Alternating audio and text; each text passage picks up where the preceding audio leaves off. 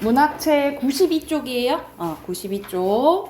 자, 오늘 할 부분은 첫 번째 구체화 나와 있는데, 여러분 구체화는 많이 들어봤죠? 우리 눈에 보이게끔 표현하는 거. 우리가 눈에 보이지 않는 개념을 우리가 추상적이라고 하잖아요. 그렇죠? 이 추상적인 관념을 눈에 보이게끔 표현하는 것을 이제 구체화라고 해요.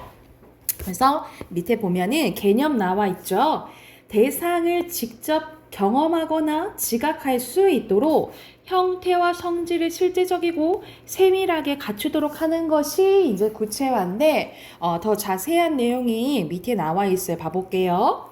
일정한 형태와 성질을 갖추고 있거나 세밀한 부분까지 담고 있는 것은 감각으로 느끼거나 직접 경험하는 것이 가능한데, 이러한 특성을 뭘 한다는 거예요? 구체적이라고 합니다. 근데 더 나아가 구체화란 이런 구체적 특성이 없는 것을 구체적 특성이 있는 것으로 만드는 것을 얘기를 합니다.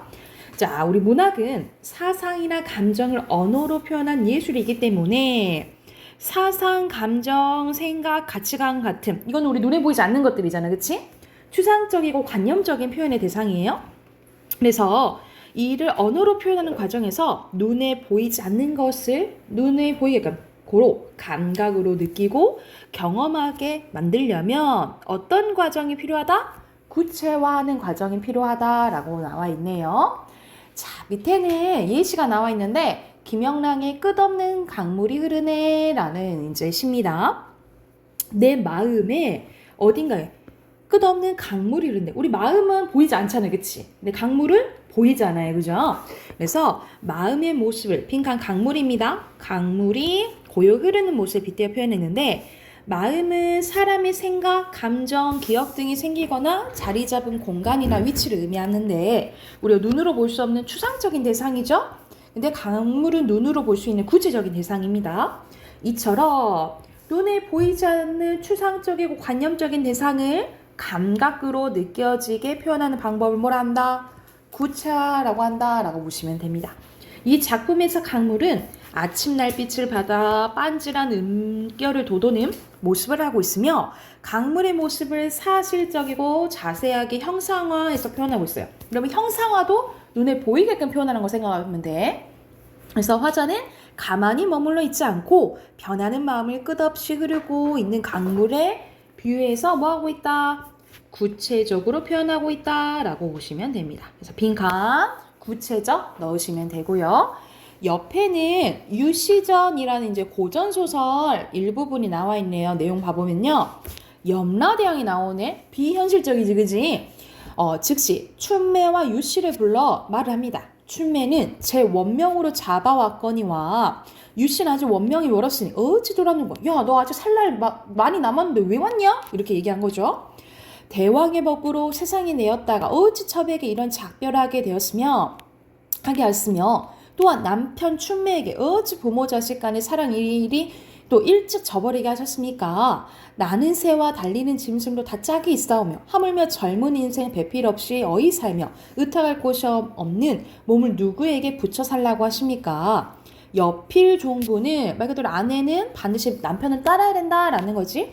인간의 제일 정절인 결단코 춘매를 떠나지 못하겠습니다. 그래서 저 춘매 없이 못 살아요 이렇게 한 거죠. 염라대왕이 말하기를 그대 모친은 춘매 모친은 그대 모친과 춘매 모친은 누구에게 부탁하고 왔느냐? 정이 이토록 절박하온데 첩의 청춘으로 부모와 함께 있어야 봉양도 앞고 영화도 볼 터인데 공방독재 혼자 누워 무슨 봉양을 하며 무슨 참 영화 보오리까? 부부 지정은 끊지 못하겠습니다. 남편이 없는데 부모도 어떻게 봉양해요? 뭐 이렇게 얘기를 하는 거죠. 그랬더니 염라대왕이 진실로 그러하면 다른 배필, 다른 남자 보내줄게 이렇게 얘기를 한 거야. 그래서 네 남은 인생 살고 와라 하는 이제 대화 부분인데, 그래서 여기서는 유씨와 염라대왕의 대화를 통해 남편과 함께 저승에 남으려는 유씨와 원명에 따라 유씨를 이승으로 돌려보내고자 하는 여망 사이에 갈등 상황이 구체화, 여기서 눈에 보이게 표현했다라고 이제 보시면 되겠죠. 자, 여기가 이제 구체화 부분이었고, 오른쪽으로 갈게요. 오른쪽은 과장 부분입니다. 우리가 과장은 부풀려서 얘기하는 거잖아. 그치? 근데 크게 부풀릴 수도 있고 작게 얘기할 수도 있는 거예요. 그래서 말 그대로 과장은 사실보다 지나치게 부풀리거나 줄여서 나타내는 걸 의미합니다. 그래서 밑에 설명 보면요. 과장은 원래 것보다 지나치게 부풀려 나타나는 것을 의미하는데 문학에서 과장의 표현 방법은 대상을 실제로 크거나 많게 부풀린 것뿐만 아니라 작거나 적게 표현한 것도 포함된다 이 말이야. 그래서 예를 들어서 높고 큰 산이라는 태산을 크고 많을 비유하는 말을 사용해서 걱정이 태산이다 라는 것은 걱정이 매우 많다 라는 이제 의미고, 쥐꼬리를 매우 적은 것을 비유함으로써 쥐꼬리만한 월급, 이거는 왜 월급이 그만큼 너무 적다 라는 의미라고 생각하시면 되겠죠. 그러니까는 크게 말하는 것도 과장이지만 작게 얘기하는 것도 과장이라고. 자, 그거에 대한 예시가 밑에 표로 정리되어 있어요. 첫 번째, 은혜는 산보다 높고 바다보다 깊습니다 라고 해서 은혜의 크기를 산과 바다에 견주어서 표현하고 있고요. 그리고 송이눈이다. 눈을 내리는데 갓난아이의 주먹만한 눈송이를, 눈이 큰데 아예 이제 주먹만 하다, 이게 조금 부풀려서 또 얘기한 거죠. 그래서 밑에 주먹 쓰시면 되고요. 자, 시급이, 여기서는 이제 소설 일부분인데, 시급이 높은 아르바이트 자리를 제의받은 자신이 고도산업 사회에 이르는 것처럼 느껴진다는 것은 과장의 의미가 부여된 것이고, 그러니까 말 그대로 아르바이트 자리 제의받은데 나 이제 사회생활한다 이제 이렇게 이제 받아들인 거야.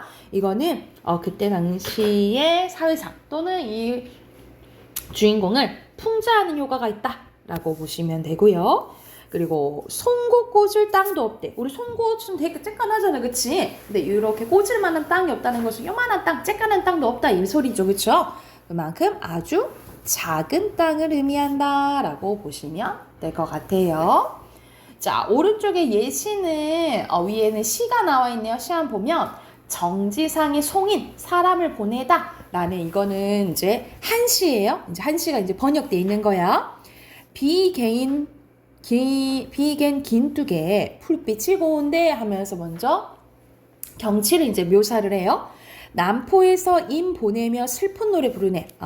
즉 이별 상황인 거야. 대동강 물이야 언제 마르겠냐. 안 마른다 이 말이지, 그치? 일부러 음문 형식으로 표현한 서리법이네요. 해마다 이별 눈물 푸른 물을 보태나니. 그러니까는 대동강 물이 안 마른다 이 말이야. 왜? 내가 너무 슬퍼가지고 울어가지고 이 눈물 때문에 안 마른다라고 표현한 거죠. 그래서 여기서는 도치법도 쓰였고 좀 바뀌었죠. 그리고 과장법도 쓰인 거야. 그래서 여기서는 화자의 슬픔을 극대화하여 빈칸 과장이겠죠. 과장된 표현을 통해 화자는 개인적 상황과 정서를 보편적 상황과 정서로 확대하면서 이별의 슬픔을 강조하고 있다라고 보시면 될 것 같아요. 여기까지 됐죠? 자, 넘겨서 우리 한쪽 더 한번 해볼게요. 뒤로 넘기면 두 가지가 나오거든요. 관념과 관습성이 나와요.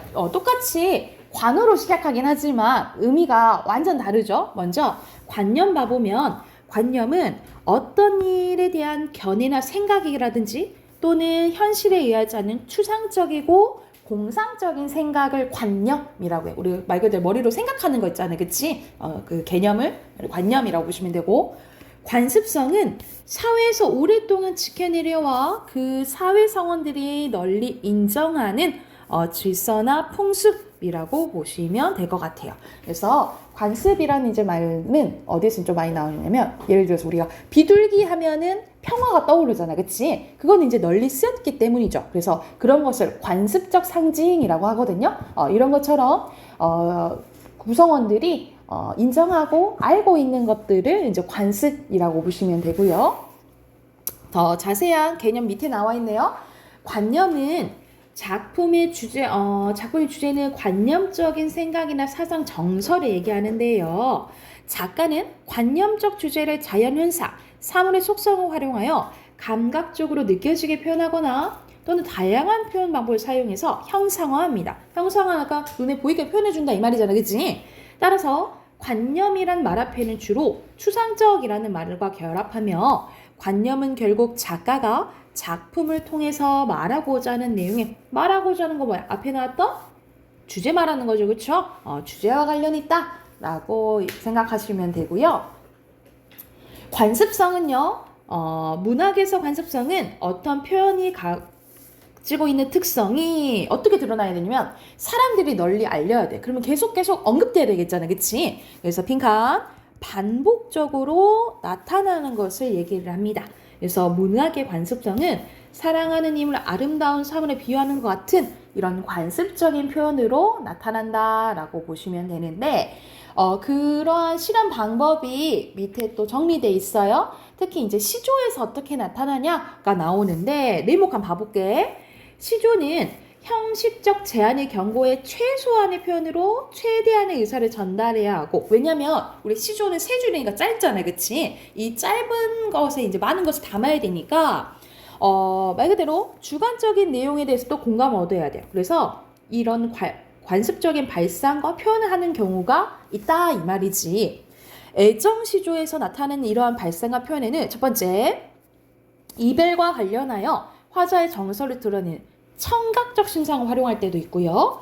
두 번째, 이별한 후의 심적 고통을 불면의 상황으로 나타낼 수 있어. 나 이미 너무 보고 싶어서 잠을 못 자겠어. 이렇게 나온다는 거죠.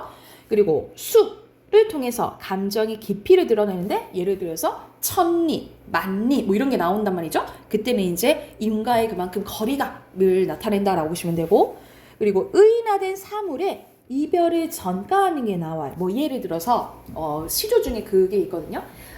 내가 개가 이제 몇 마리 있는데 이 사람 이제 얘 개에 대해서 원망을 해요. 왜냐면 내가 미워하는 님이 오면은 막 반가워하고 내가 좋아하는 님이 오면은 막 항상 짖는다 그래. 그래서 이 강아지 때문에 님이 안 온다라고 표현을 해요. 그러면 이제 약간 책임을 전가하는 거죠, 그치? 뭐 이런 식으로 나올 수도 있고, 아름다움을 상징하는 사물에 임을 빗대어서 표현할 수도 있다라고 보시면 됩니다. 그래서 각각 여기 해당되는 게 또 밑에 정리되어 있네요.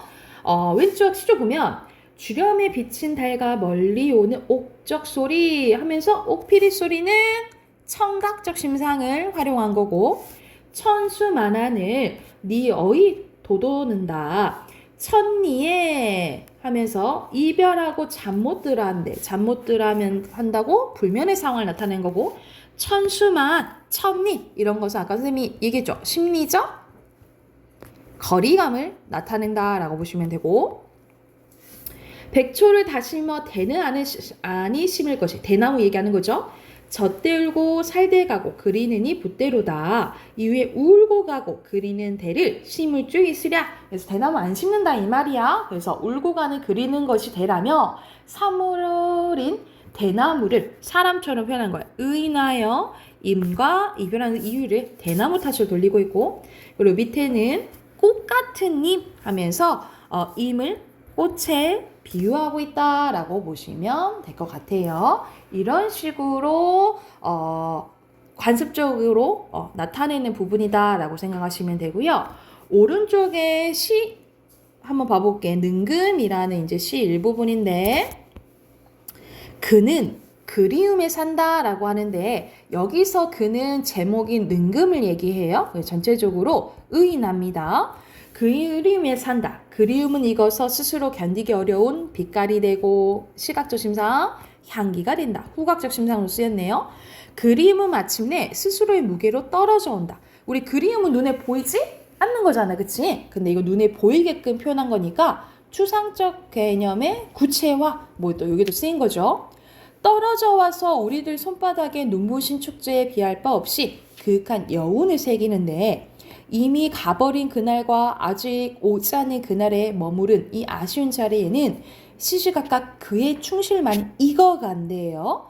보라, 높고 맑은 곳에 가을이 그에게 한결같은 애무의 눈짓을 보낸대. 그러니까는 말 그대로 우리가 가을이 돼가면서 이 능금이 익어가는 거를 어떻게 표현한 거야? 가을이 능금에게 애무의 눈짓을 보낸다라고 표현을 한 거야. 그래서 여기도 화 쓰였죠. 그쵸?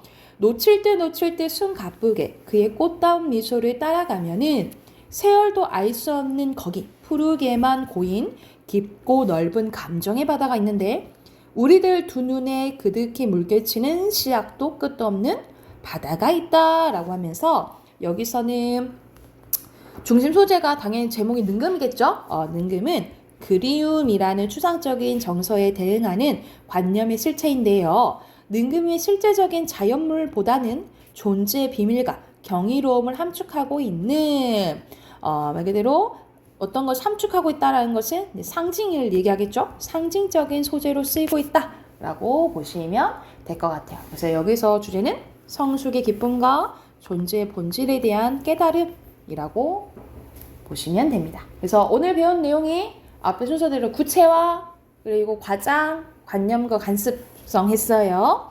옆에 해당되는 문제에 숙제를 해야 되겠죠. 95쪽부터 그리고 99쪽까지 체크해 두시고 여기 숙제로 해오세요. 독서 꺼내봅시다.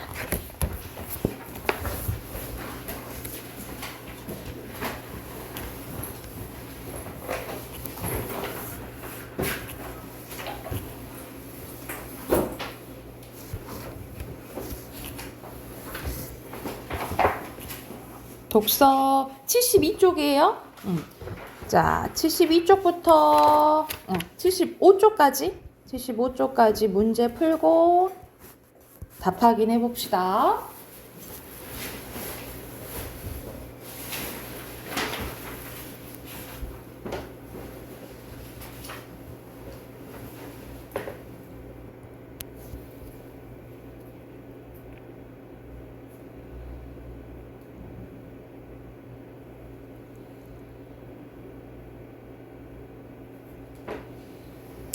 자, 72쪽부터 답 확인, 빈칸 확인해 봅시다. 여기서는 존재론적 판단이랑 가치론적 판단에 대한 이제 플라톤의 생각 나와 있잖아요. 그죠? 첫 번째 빈칸은 다른이고요.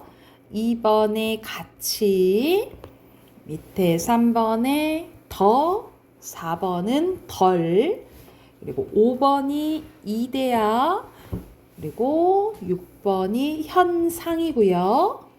그리고 7번의 본질, 8번의 변화, 그리고 여기서는 이제 관여와 임재 정도 나오죠. 관여는 얼마나 유사한지, 그래서 유사한 쓰면 되고, 그리고 임재는 얼마나 본질을 갖고 있는지 이 정도를 얘기를 하죠.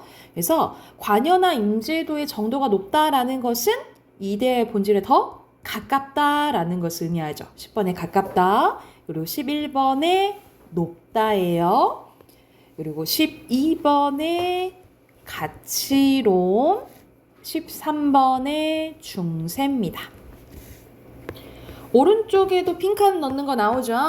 1번에 존재론, 2번에 가치론, 3번에 있음, 4번에 완전, 5번에 이데아, 6번에 존재, 밑으로 가서 7번에 관여, 8번에 임재, 9번에 높은, 그리고 10번에 완전성입니다. 완전성. 자, 옆에는 OX 문제 나오잖아요. 그죠? 1번부터 보면 1번에서는 존재 여부에 대해서 판단하는 것이 무의미하다고 한 게 아니라 이 가치 판단의 문제로 여겼죠. 그래서 X고요. 2번에 O, 3번에 O, 4번에 O, 5번에 O예요. 그리고 6번에는 여기 완전성이랑 실제성이랑 바뀌었죠? X고요. 7번에 O, 8번에 상대적으로 더 완전한 대상이라고 했어요. X. 자, 9번에 여기서는 이데아가 아니고 현상 X고요. 10번에 O, 11번에 여기서는 현상이 영원 불변한 성질을 안 갖는다 했죠? 오히려 끊임없이 변화하는 존재라 했죠. 그치? X고요. 12번에 5, 13번에 5, 14번도 5예요. 자, 뒤로 넘기면 이제 객관식 나와 있는데, 여기서는, 앞에서도 말했다시피, 있다, 없다, 존재 여부에 대한 판단은, 가치론적 판단, 그리고, 존재론적 판단, 이거에 대해서 얘기하잖아요. 이거에 대한 이제 플라톤의 생각 나오죠. 그쵸? 그래서 여기서 가장 적절한 것은 1번이고요. 1번에 1번이에요. 그리고 2번에 이데아는 플라톤이 생각하는 궁극적인 가장 완전한 것이잖아. 그치? 그래서 영원 불변한 성격은 맞아요. 근데 이게 관여에 생겨난 것은 아니지. 관여는 이 현상이 이데아를 얼마나 유사한 정도냐 이거 얘기하는 거잖아요. 그쵸? 그래서 여기 앞에 부분 때문에 3번이고요.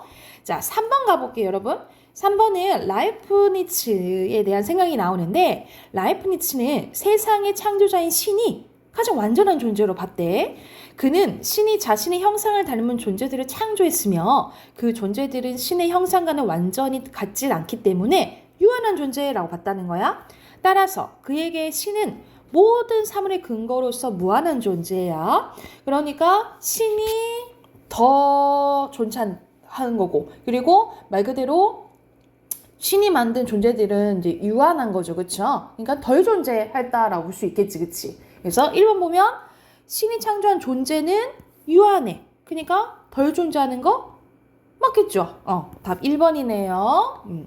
그리고 4번에도 1번입니다. 여러분, 여부는 있냐 없냐 이거 물어보는 거잖아. 그치? 전혀 맞지 않죠. 그쵸? 여기가 됐을까요? 그래서 여기까지 하고 문법 꺼내볼 건데, 글쎄 어저께 숙제를 내줬는데 덜한 친구가 있는 것 같아가지고 우선은 진도 먼저 나가고 문제 한꺼번에 확인할게요. 우리 어저께 25쪽까지 했었죠. 25쪽까지 했는데, 자, 26쪽 26쪽 한번 펴볼게요. 자, 우리가 어제 한 게 이제 3가지 썼어. 음절의 끝소리 개치, 비음아, 유음아 했었어요. 그죠? 자, 그리고 비음아, 유음아를 묶어서 선생님이 자음동화라고 했어요. 그죠?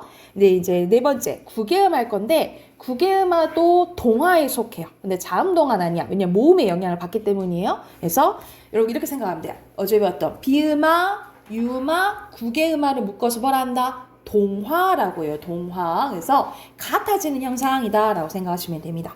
자, 먼저 구개음아 봐볼게. 여러분, 구개음은 지읒, 치읒을 구개음이라고 하거든요. 그래서 이거 환경은 간단히 쓰면 디귿, 티읒이 이를 만나면 디귿이 지읒으로, 티읒이 치읒으로 발음되는 현상이 구개음화입니다. 구개음화인데, 그런데 뭐가 중요하냐면 여기에 환경이 중요해. 이의 환경이 중요해. 이가 의미가 없는 형식 형태소여야 돼요. 형식 형태소라는 것은 대체적으로 뭐 조사나 어미나 접사를 의미하거든요. 그래서 밑에도 개념 정리돼 있죠. 받침 티읕, 디귿 티읕이 모음 이나 반모음으로 시작하는 형식 형태소를 만났을 때 구개음 지읒 치읒으로 발음되는 현상이 구개음화입니다. 그래서 여기서는 환경이 중요해요. 이가 의미가 있으면 돼야 안 돼. 안 된다 이 말이야. 그래서 의미가 있어버리면 구개음화가 일어날 수 있는 환경이 안 돼요. 그래서 구개음화가 적용되지 않는다라고 생각하시면 됩니다. 그래서 그거에 대한 게 밑에 정리되어 있어요.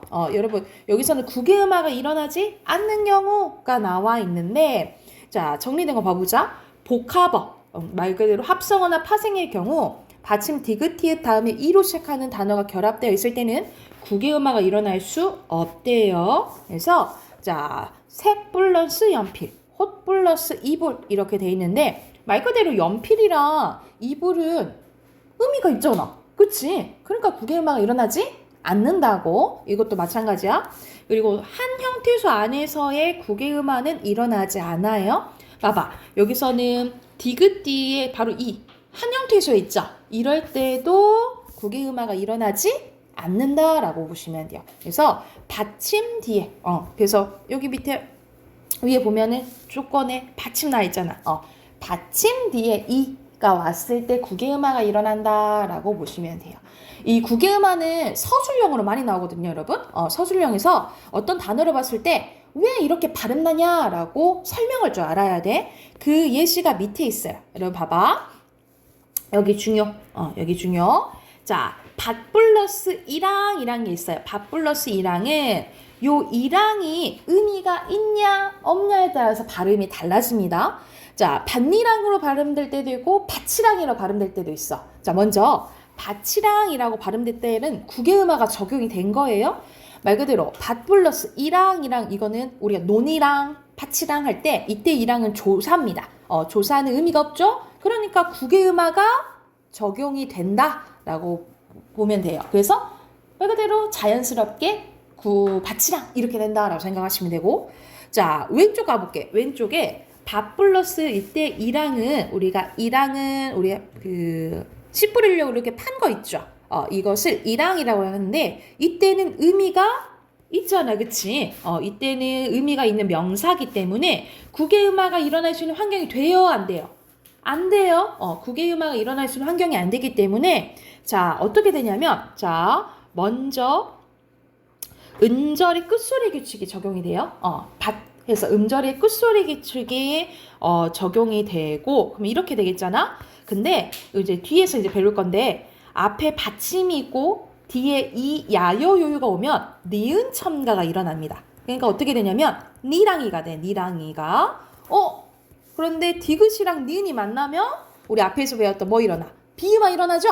그래서 결과적으로 어떻게 발음한다 이 말이야. 반니랑 이렇게 일어난다 이 말이야. 그래서 음운 변동이 3번 일어나요.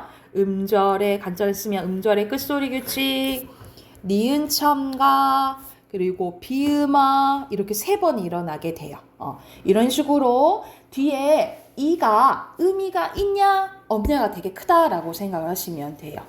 그래서 말 그대로 왜 이거는 밤니랑이라고 발음합니까? 이렇게 이제 물어보면 이랑이라는 게 의미가 있기 때문에 의미가 있는 건 무슨 형태소라 했어? 실질 형태소라 했어. 그러니까 간단하게 이랑이 실질 형태소이기 때문에 국외음화가 일어날 수 있는 환경이 안 된다. 그래서 국외음화가 일어나지 않고 먼저 음절의 끝소리 규칙이 적용되고 그 다음에 니은 첨가가 일어나고 비음화가 일어나서 밤니랑이라고 발음난다. 이렇게 여러분이 서술형을 쓸 줄 알아야 된다라고 생각하시면 돼요. 이렇게 어떻게 발음내는지 이런 문제가 많이 나온다고 생각하시면 돼요. 이해가 됐을까요?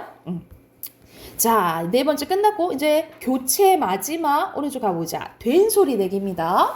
자, 선생님 교체 현상이 가장 많다 했잖아요. 그치? 이게 5가지예요. 음절의 끝소리 규칙, 비음화, 유음화, 국외음화, 된 소리 내기. 이렇게 5가지 하면 끝나게 되는데 자, 된 소리 내기는 말 그대로 예사 소리가 쌍장, 된 소리가 되는 현상을 된 소리 내기를 하는데 여러분 여기서는 환경이 5가지 있거든요. 5가지가 있는데 이건 좀 외워야 돼. 이건 조금 외워야 돼. 자, 한번 봐볼게요. 이거는 이제 표준 발음법과도 연관이 돼서 같이 이제 나오는데 그래서 여기 거의 조항으로 정리돼 있잖아. 자, 첫 번째 가볼게요. 제 23항입니다. 자, 첫 번째 받침, 기역, 디귿, 비읍 뒤에 이건 선생님이 그냥 외운 건데 그냥 초성 따가지고 여러분 나름대로 이제 외우셔도 돼요. 자, 바다사자가 이게 된 소리가 납니다. 여러분 기역, 디귿, 비읍, 그드브 이거의 공통점은 뭐지? 무슨 의미죠? 소리 내는 방법으로 보면 무슨 의미지? 파열음. 그렇지. 파열음이야. 파열음을 생각하면 돼. 그래서 자, 이렇게 생각하시면 됩니다. 파열음. 기역, 디귿, 비읍 뒤에 바다, 사자, 가가 오면 뒤에가 뭔 소리 난다고?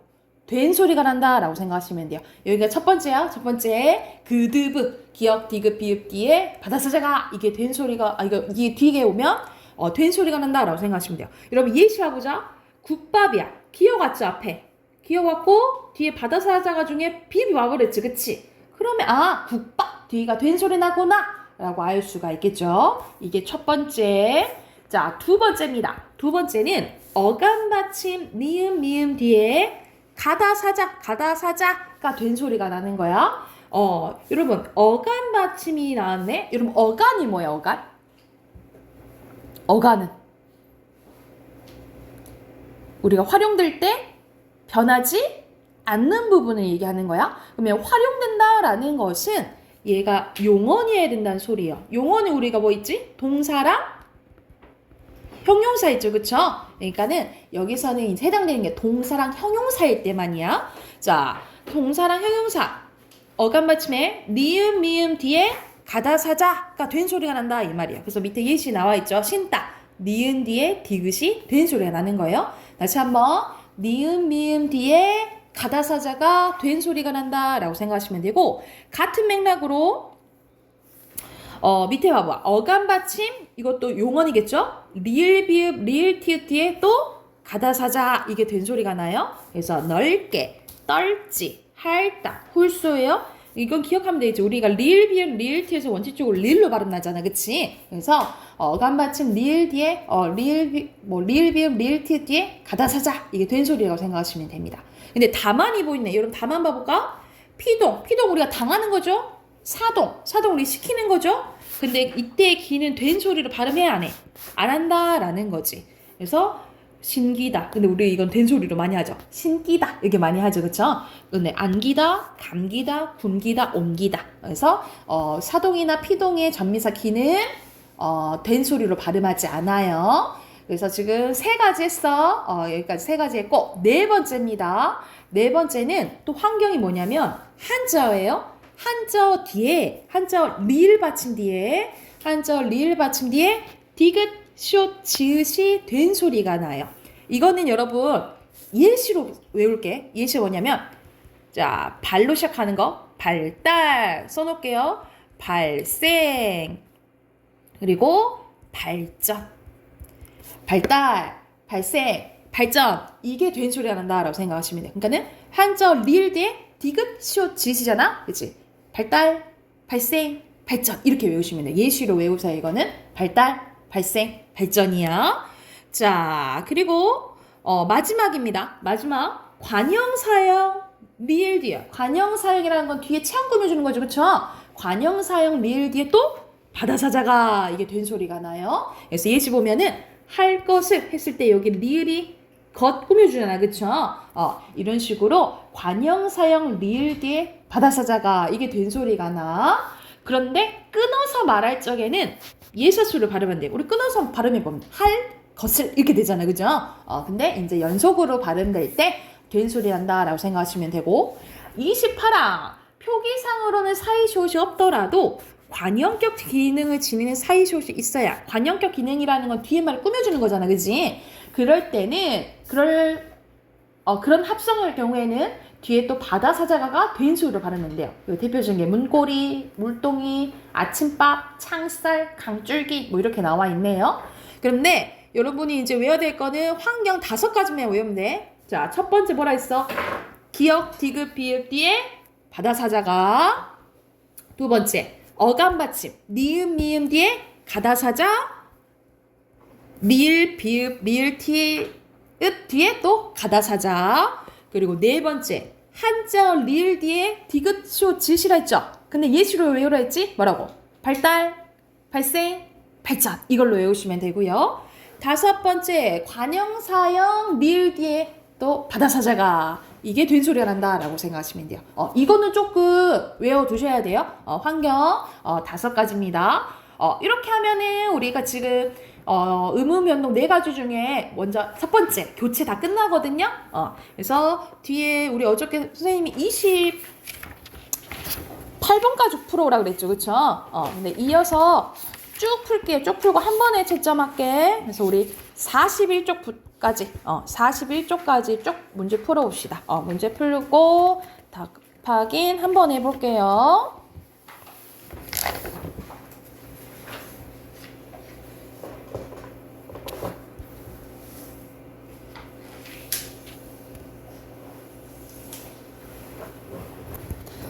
여러분 답하기는 41쪽까지 다음 주 토요일 날 할게요.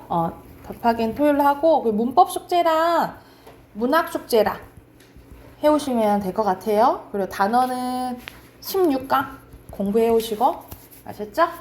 여기까지 할게요.